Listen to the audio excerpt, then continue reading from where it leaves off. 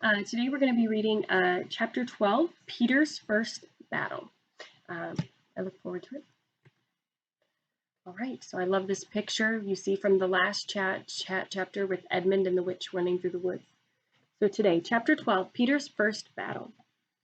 While the dwarf and the white witch, let me turn this a little bit, there we go. While the dwarf and the white witch were saying this, miles away, the beaver and the children were walking on hour after hour into what seemed a delicious dream. Long ago, they had left the coats behind them, and now they had even stopped saying to one another, "Look, there's a kingfisher," or "I say, bluebells," or "What a lovely smell," or "Just listen to that thrush." They walked on in silence, drinking it all in, passing through patches of warm sunlight and cool green thickets, and out again into wide mossy glades where tall elms raised the leafy roof far overhead. And then into the dense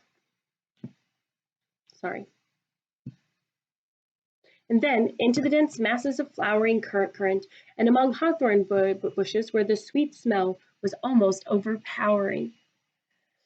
They had been just as surprised as Edmund when they saw the winter vanishing and the whole wood passing in a few hours or so from January to May. But they didn't know for certain, as the witch did, that this is what would happen when Aslan came to Narnia. But they all knew that it was her spells which had produced the endless winter, and therefore they all knew when this magic spring began that something had gone wrong, and badly wrong, with the witch's schemes. And after the thaw had been going on for quite some time, they realized that the witch had no longer been able to use her sledge, and after that they didn't hurry so much and allowed themselves more rests and longer ones. They were pretty tired now, of course, but not what I call bitterly tired. And only slow and feeling very dreamy and quiet inside as one does when one is coming to the end of a very long day in the open. Susan had a slight blister on one heel. They had left the course of the big river some time ago, for one had to turn a little to the right, and that meant a little to the south to reach the place of the stone table. Even if this had not been their way, they couldn't have kept to the river valley once the thaw began, for with all the melting snow, the river was soon in flood, and a wonderful, roaring, thundering yellow flood, with their path would have been under water.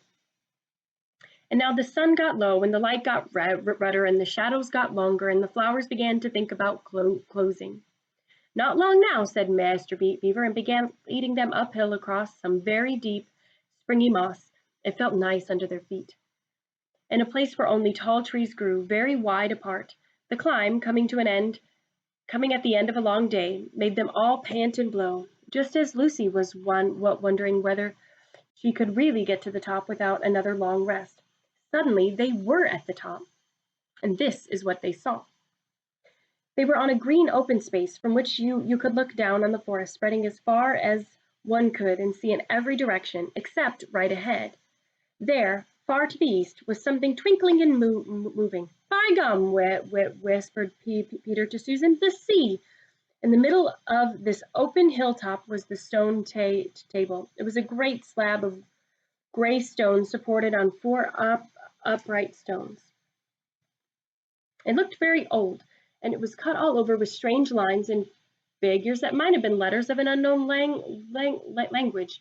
They gave you a curious feeling when you looked at them. The next thing they saw was a pavilion pitched on one side of the open place. A wonderful pavilion it was, and especially now when the light of the setting sun fell upon it, with sides of what looked like yellow silk, cords of crimson, and tent pegs of ivory. And high above it, a pole of a banner which bore a red rampant lion fluttering in the breeze, which was blowing in their faces from the far-off sea. While they were looking at this, they heard a sound of music on the right, and turning in that direction, they saw what they had come to see. Aslan stood in the center of a crowd of creatures who had grouped themselves around him in the shape of a half-moon. There were tree women there, and well women, dryads and iads, as they used to be called in our world, who had stringed instruments, and it was they who had made the music. There were four great centaurs. The horse part of them was like a huge English farm horse, and the man part was like the stern but beautiful giants. There was also a unicorn and a bull with the head of a man, and a pelican and an eagle and a great dog. And next to Aslan stood two leopards, one of whom carried his crown and the other his standard. But as for Aslan himself, the beavers and the children didn't know what to do or say when they saw him. People who have not been in Narnia sometimes think a thing cannot be good and terrible at the same time. If the children had ever thought so, they were cured of it now. For they tried to look at Aslan's face, and just as they caught a glimpse of the golden mane, the great royal, solemn, overwhelming eyes, and they found that they couldn't look at him, they all went trembly. Go on, whispered Mr. Beaver. No, whispered Mr. Beaver, you first. No, sons of Adam before animals, whispered Mr. Beaver back again. Susan, whispered Peter. What about you? Ladies first. No, you're the eldest, whispered Susan, and of course the longer they went on doing this, the more awkward they felt. Then at last Peter realized it was up to him. He drew his sword and raised it to a salute and hastily sang to the others.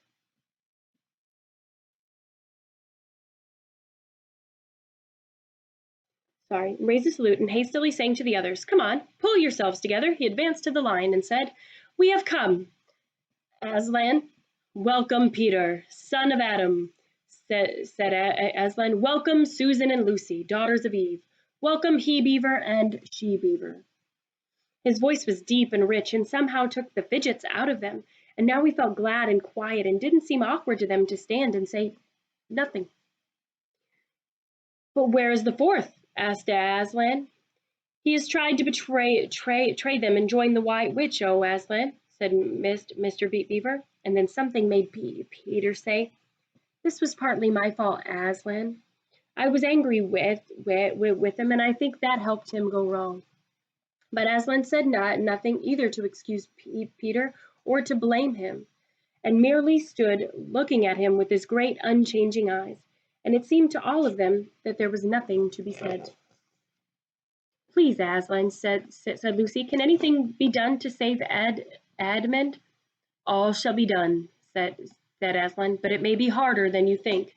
And then he was silent again for some time. Up to that moment, Lucy had been thinking how royal and strong and peaceful his face looked. But now it suddenly came into her head that he looked quite sad as well. But the next minute that expression was quite gone. The lion shook his mane and clapped his paws together. Terrible paws, thought Lucy, if he didn't know how to velvet them, which means put away the claws. And said, Meanwhile, let the feast be prepared. Ladies, take these daughters of Eve to the pavilion and minister to them. When the girls had gone, Aslan laid his paw and thought it was velveted and very heavy on Peter's shoulder and said, Come, son of Adam, I will show you a far-off side of the castle where you are to be king. And Peter, with his sword still drawn in his hand, went with the lion to the eastern edge of the hilltop. There was a beautiful sight in their eyes. The sun was setting behind their backs.